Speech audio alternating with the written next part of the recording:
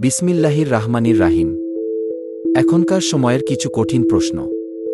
এই ভয়াবহ সময়ে সকলেই অপেক্ষা করছে হজরত ইমাম মেহেদী আলাইহিসসাল্লামের।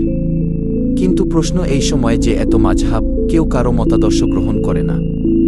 এক মাযহাবের আলেম অন্য মাযহাবের আলেমকে ছোট করা নিয়ে ব্যস্ত। সবাই মনে করে তাদের নিজ মাযহাবই সত্য।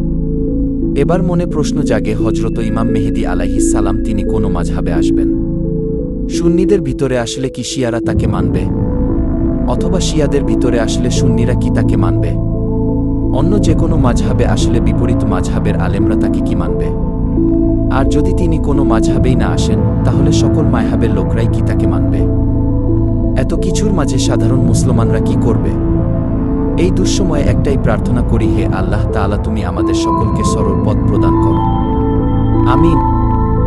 ভিডিওটি ভালো লাগলে লাইক করুন, মতামতের জন্য কমেন্ট করুন, শেয়ার করুন, সাবস্ক্রাইব করে পাশে থাকুন।